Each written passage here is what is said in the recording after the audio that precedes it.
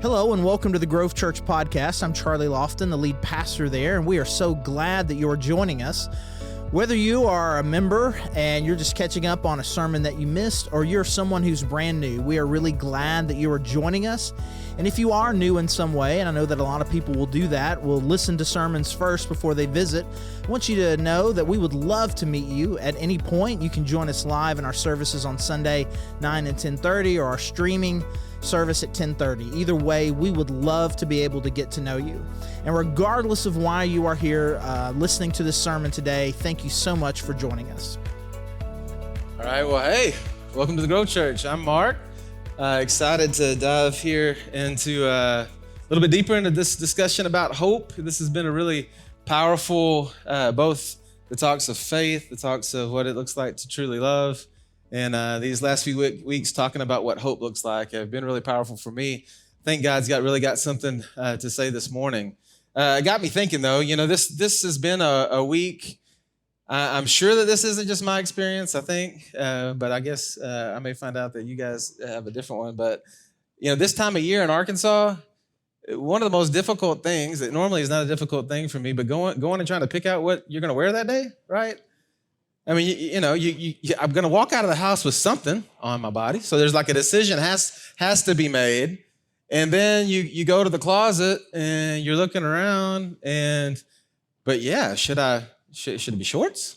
Should it be a t-shirt? Should I wear a long sleeve shirt? How heavy should that long sleeve shirt be? How many layers should I have? Should I wear a jacket? For me, bald headed guys, you might get, man, what kind of head covering do I need to trap in the heat or none at all? Do I need sunscreen on my head potentially? What are we dealing with today? And it's interesting. There were a few meetings I had this week where I looked around the table and I'm like, well, I guess he decided it was going to be warm today because he's in t-shirt and shorts. And but that guy's really concerned because he's got a sweater on.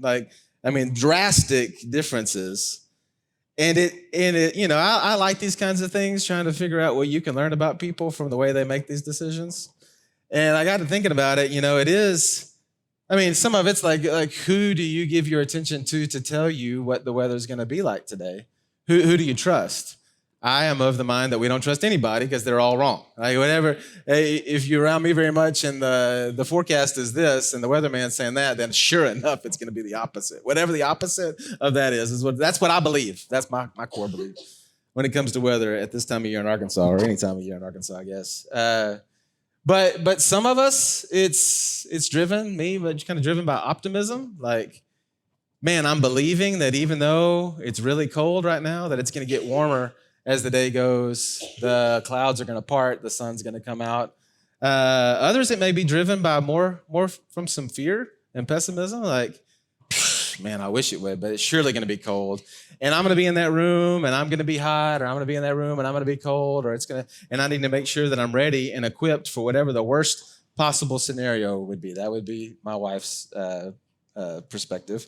So we are on opposite ends of it. So for some people it's driven by one, but some people it's driven by the other. I don't know how it is that you make your decision, but it drives a lot of what we do in this time of year, and it makes me think about the way that Charlie has been walking through this topic of hope, and we're thinking about it really at the what lenses do you look through? How do you see it? What's the perspective? The theory of it, and today I really want to get down to the practice of it.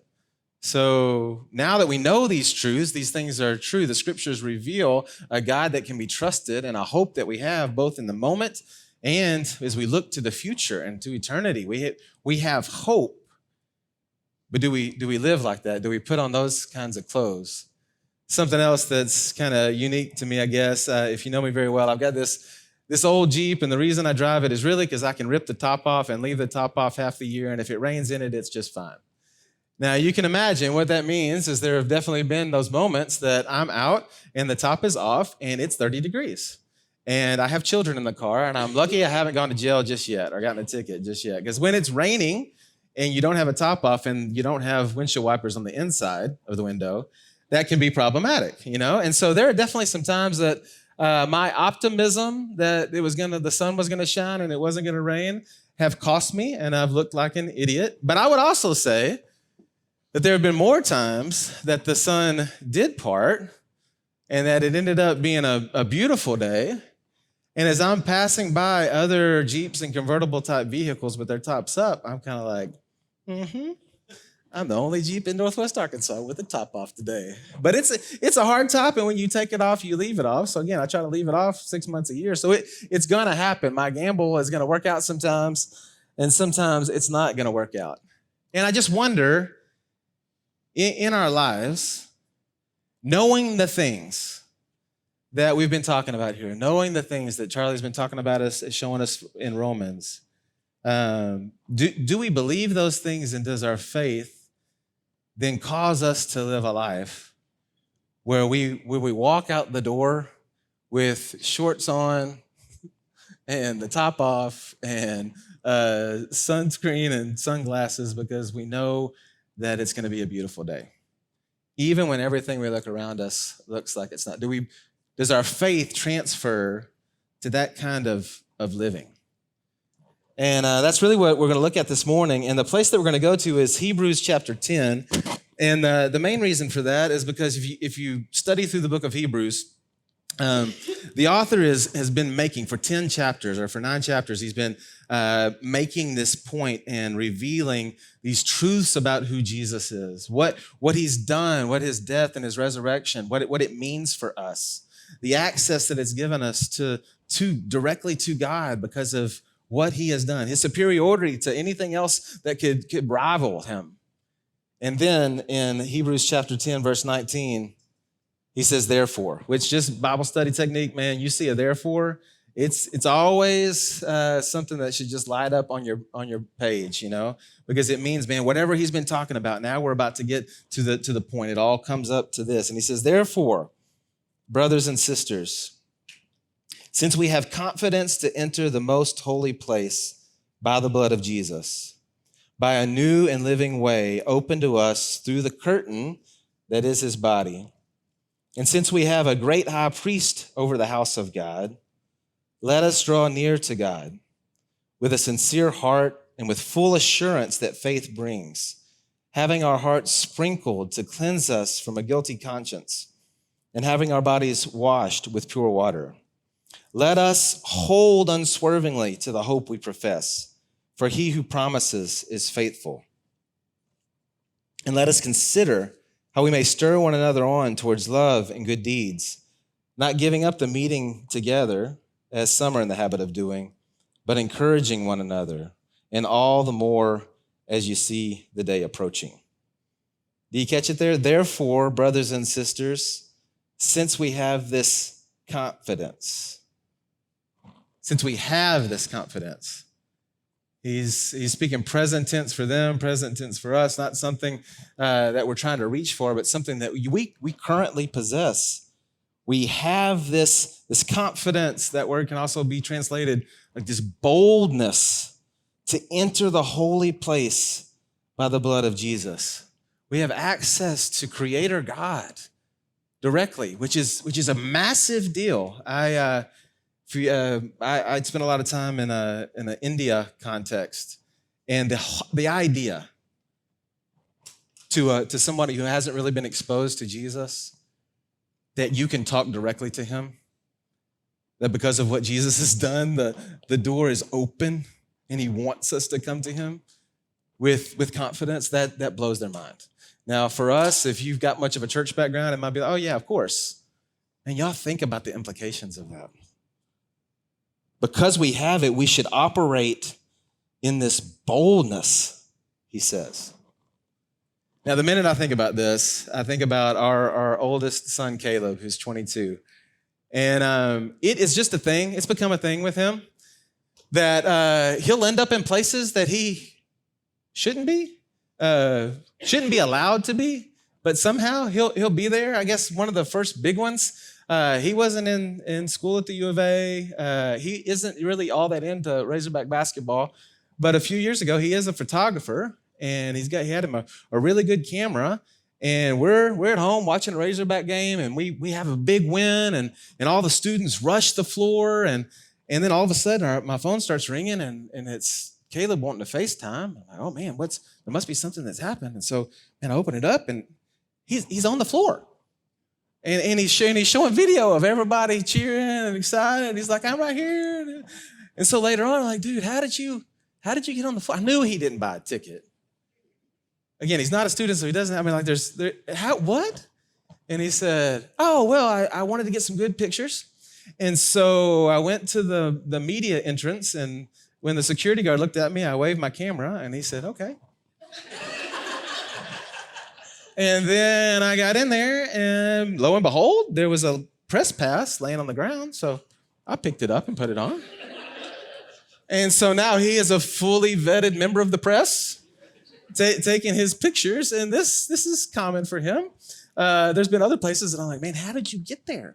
And he just with confidence. Now, I'm not advocating going into places you shouldn't go. I'm going to make that statement. But his confidence is inspiring to me.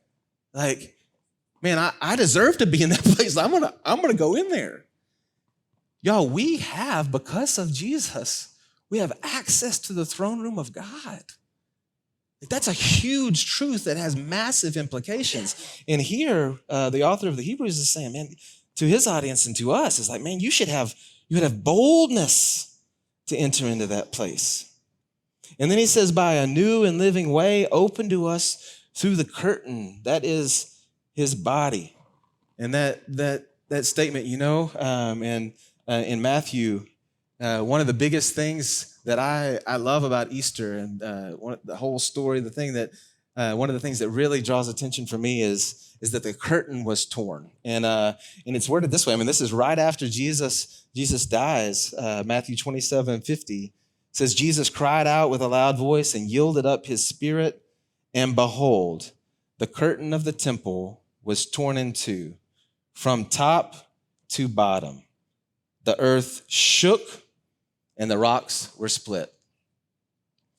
And just to kind of give you this picture, I mean, isn't that amazing? So Jesus gives up his spirit, he dies, and the curtain that blocks the holy place from the people, it's split. And it's not split from bottom to top, not like man can rip this thing, but God, top to bottom, rips this curtain. And we're not talking about your shower curtain that, you stumble a little bit and grab and it rips in half.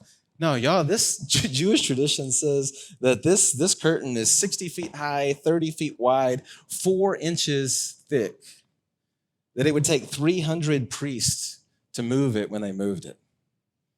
Like, this is not something that rips, right? I have trouble ripping a shirt in half. This is not something that just rips.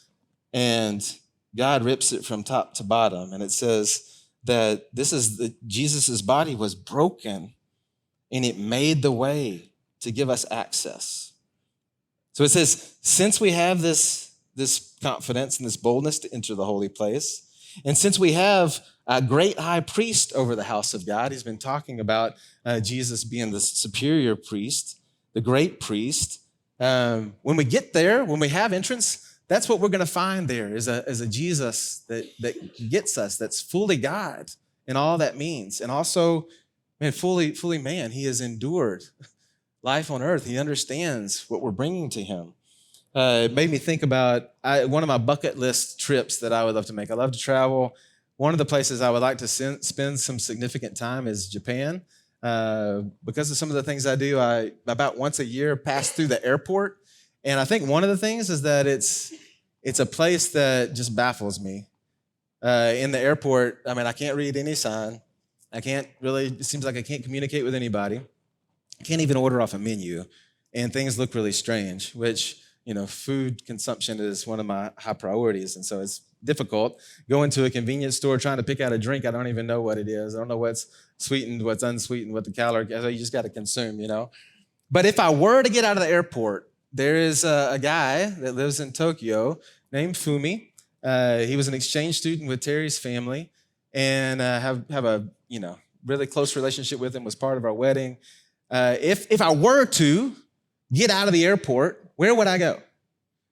With full confidence, I would go find Fumi, go to his house, and hold on for dear life. Man, teach me. teach me, an insider from this place, in this place, show me what it's like. And the only confidence I would have is that Fumi lives in Japan. If Fumi did live in Japan, I would have zero confidence. But Fumi's there. You guys, if we with boldness enter through and get to this place, Jesus is the one that's there. And we can have confidence in him. So he says, since these two things are true, he's got three things that he says, do this. Since these things are true, since this is what we know, do this. The first one, let us draw near to God with a sincere heart and with full assurance that faith brings. Let us draw near. So first big thing, man, hope begins when we choose to lean into it. And there's a choice we have to make to lean into hope. And I don't know if that phrase is overused at this point or not. And I know my first introduction to it, I was in a job interview, and the guy was basically, the things he had told me, all of it was red flags, and I wasn't sure that the company was going to stay alive. The pay that it wasn't what I thought it was going to be. Everything was bad. And about the time I said, man, I think I'm just going to have to pass, this guy goes, Mark, I know that nothing looks good here, but I'm asking you to lean in with me. What was he saying? Man, even though everything looks like it's not a good thing, I'm there. And if you trust me and you lean in with me, you got to trust me, it's gonna end well. And it feels like, and we can talk about hope up in the clouds, but the place that it begins is when we make a definite decision to lean into hope, to believe what Jesus says, to believe the scriptures, and to know that we lean in. We don't know exactly what it's going to look like. There may be everything pushing against that leaning, but we believe that if we lean in, we trust him, that it's gonna end well, even though we don't have a definite description of what that is gonna be. We know it's going to end well, and end well short term, and end well, especially long term. I think this is really important because this is the time of year the grass starts to grow and everybody starts to mow again, which is one of those tasks is like you don't have to do, and then now it's something we're gonna have to do. And I hate it, but then I also have found that I love it because, there's an end to it, and there's a job. You walk out there, the grass is high, and it's messy, and everything's out of line. And then you mow it, and then all the blades are the same length, and there's a straight line down the sidewalk. And you step back, even if it's just for 10 minutes, you can step back and look at it and go, man, that looks good. Job completed. Most of the things that in my world I'm responsible for and the goals that I have, it feels like I'm not going to know whether we met that goal until I'm in heaven. It's like I work really hard at this thing, but sometimes it feels like none of it's making any difference. Nothing's going anywhere. And so it's just real easy to lose hope and to think, man, why does it even matter? Is what I'm a part of even matter? Because I never get to see the end of it. And I think it's a choice. You may have some similar things in your life that the end of it, the way you can calculate it is too far out there to be able to see the end. And you have to walk into it today and have energy today, motivation today, because you're leaning in and believing that it does. The things you know that you can't see that require faith, and I'm going to step out and put action to it and choose to lean in. Second thing it says, let us hold unswervingly to the hope we profess, for he who promises is faithful. Let us hold unswervingly to this hope. And what that tells me is that hope can easily be lost. Hope is what Julia Roberts would say, a slippery little booger, right? If you've seen Pretty Woman, she's a girl from the street. She's dating this millionaire, and she's at this really, really fancy dinner trying to figure out how to eat snails. And as she tries to use the tool to crack the snails open, it pops across the room, and one of the waiters grabs it, and she says, "Ooh, slippery little sucker." It's something Terry and I laugh. Anytime there's something happens like that, we quote that. Y'all, hope is like that. hope has a tendency to slip our grasp. We start to look around, and if we're not holding on to it, he says, hold on to it unswervingly.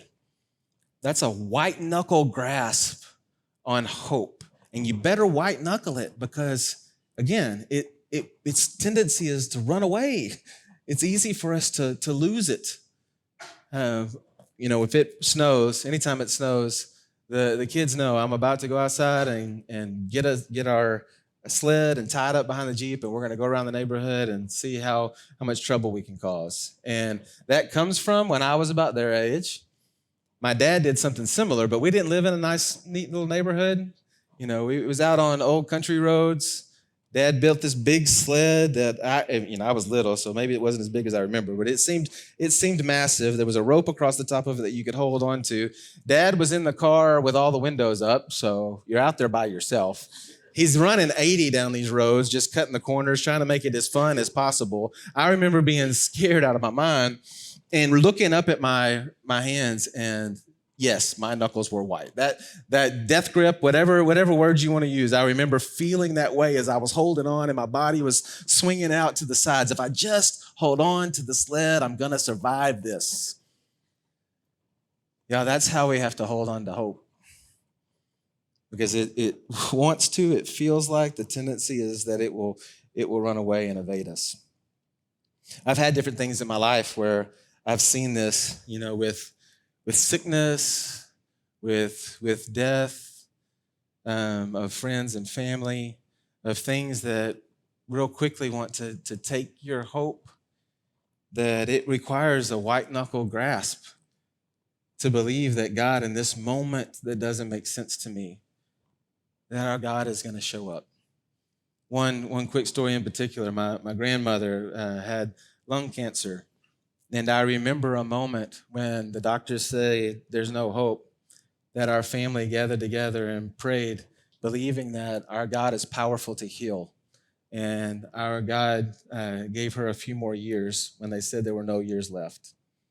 And then a few years later, same story, second verse, and God takes her home. And even though I believe he's powerful to heal, he didn't heal in that moment. But the hope of what that meant for my grandmother as a follower of Jesus, that hope filled my heart. The hope of heaven, the hope of her future. And it's really, really important that we have hope in the moment and we have hope for what's to come and we hold on to it tightly.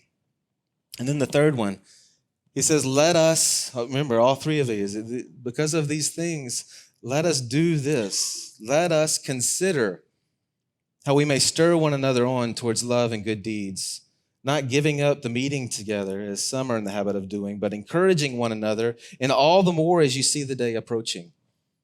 You see it? Because these things are true, holding on to hope, let's do it in the community. Let us stir one another on, and we desperately need that stirring.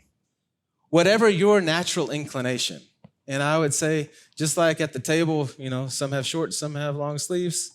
In this room, we are all over the board. Some of us, our natural inclination is that it's going to end well. Some of us, our natural inclination is that here's the 18 ways it can go wrong. It's probably not going to work out. Of those two things, I'm the glass half full. And so if the team that we're cheering for is playing and they start to get behind, I'm the one in the room who's like, we'll just wait. It's going to be all right. We're going to come back. We're going to come back. I think that comes when I played Little League Baseball. Wasn't much of a baseball player, but we had a really good coach. And I remember coming back from way behind a lot of games. And that would happen because when we were down, he would come into the dugout and he would turn his hat around and he was like, all right, boys, let's put on our rally caps. And I knew what a rally cap was. Turn it inside, outward, and backwards and flip it around. And all of a sudden, it would fill us with this hope. And then we would go out and win the game somehow. It was kind of just a thing that we did. And so I still today, like if I'm cheering for a team and they're behind, I'm like, hey, it ain't over.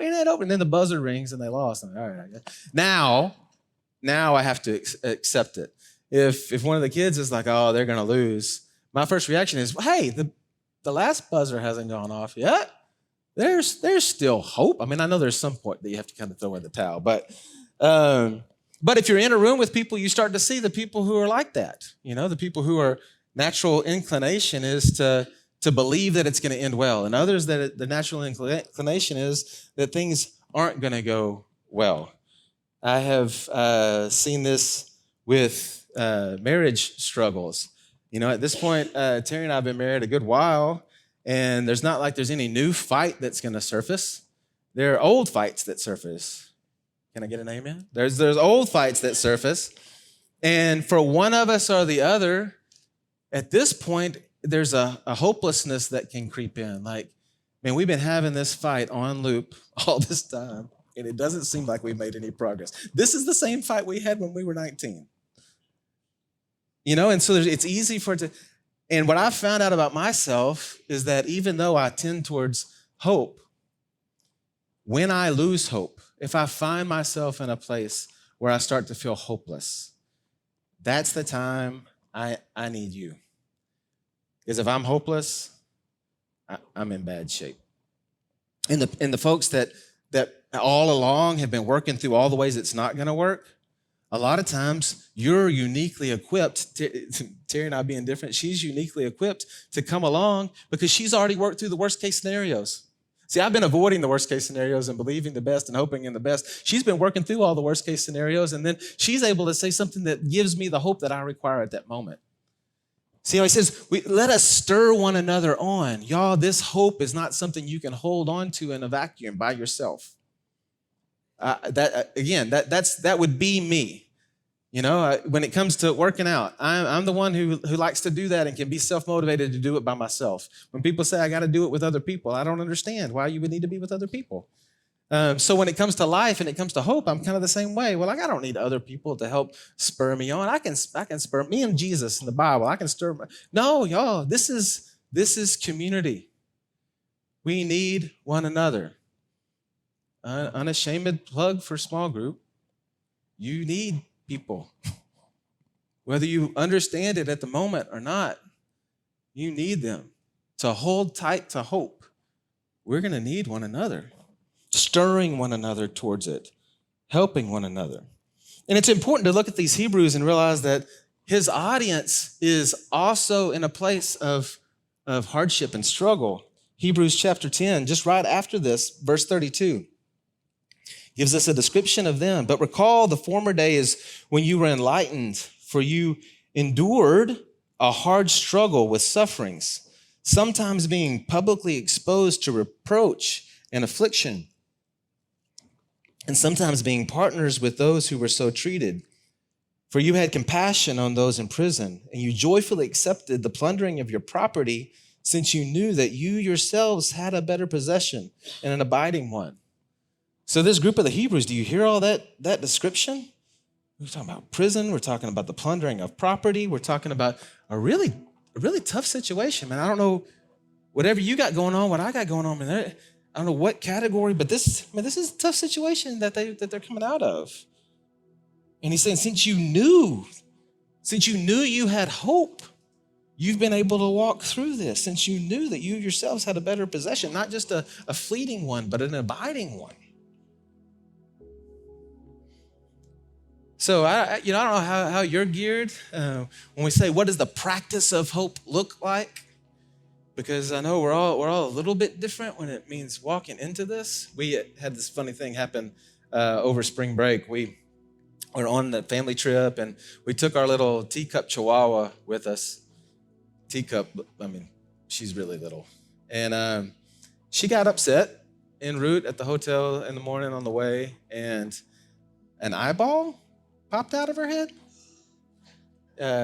If you've been around my twins, I'm sure you've heard this story already, but yeah. So anyway, it was really hard to look at. I can talk about it now because all is good. Don't worry. If you haven't, no pets were harmed in the making of this story. But it was out there, and it was pretty scary. I would encourage you not to Google this because it's a hideous thing to look at. You imagine she's in a lot of pain. And the family in the hotel room all had different reactions. Now, me, I'm like, oh, it'll work. We'll get it back in. It'll be just fine. And then the Clark Griswold in me starts to come out too. Like, man, I don't want to waste vacation. You know, it's going to cost me money. Like I'm going through. I love the dog to death, but I don't know. I'm like already thinking through. Man, the vacation's really important here. I've never really seen our little Jack. He's not a big crier, but he was standing over in the corner because nobody could look at her. Kind of standing over in the corner. And I walked around and looked around at him. Jack, you okay? And there was just a tear running down the side of his face. And Darcy and Terry was already talking about how it was over. It was over. She's not going to make it. And so we're trying to sort this thing out.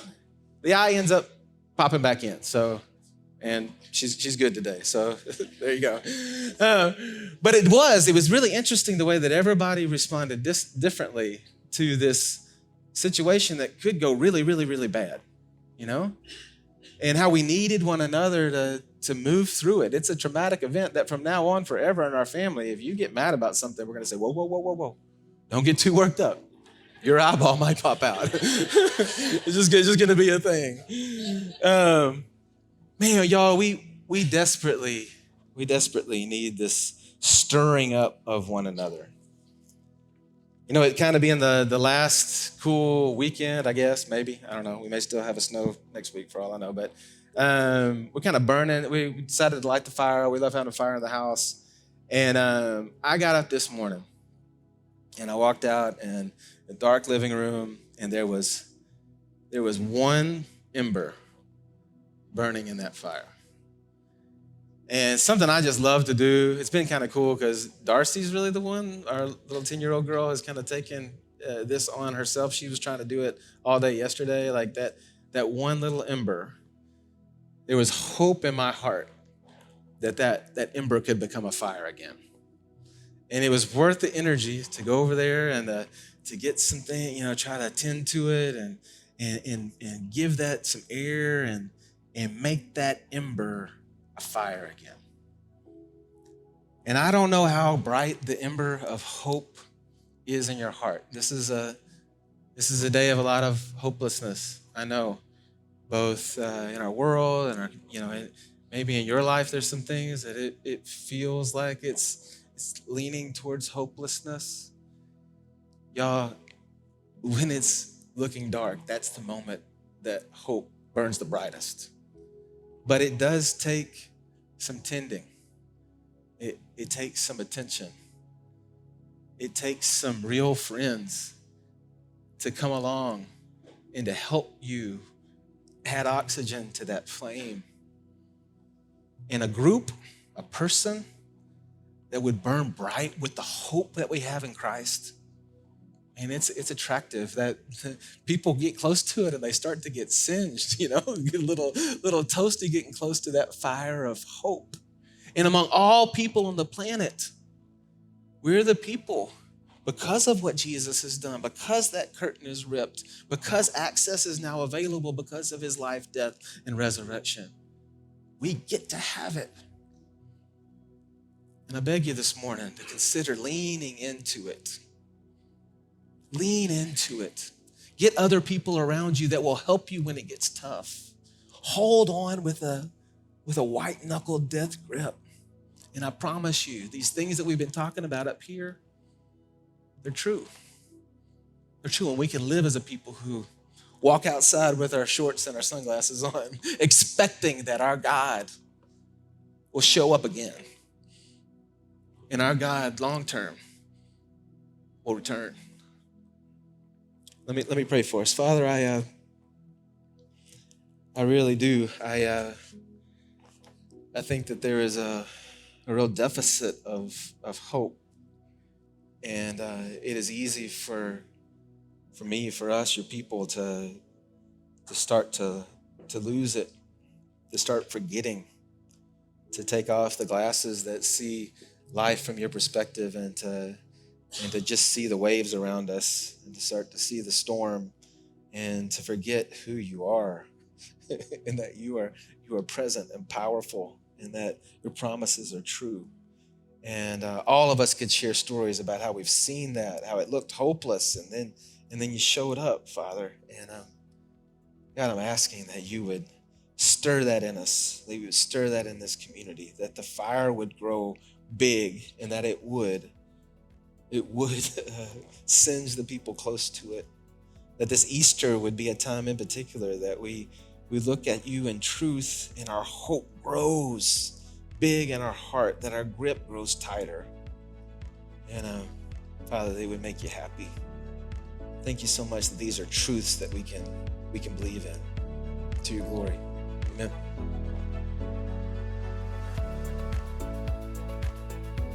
Thanks again for joining us on our sermon podcast, and you can learn more about us at thegrovechurch.org. And if you go to thegrovechurch.org/connect, there's a form you could fill out. Just let us know that you've been listening. And if you want to dig deeper on some of these topics that we cover in our sermon podcast, or just in other issues of dealing with culture or theology, those kinds of things, you can check out our Cultivate podcast, which is on the same feed, however you found this particular podcast. So again, this is Charlie, the lead pastor at The Grove, and thank you so much for joining us.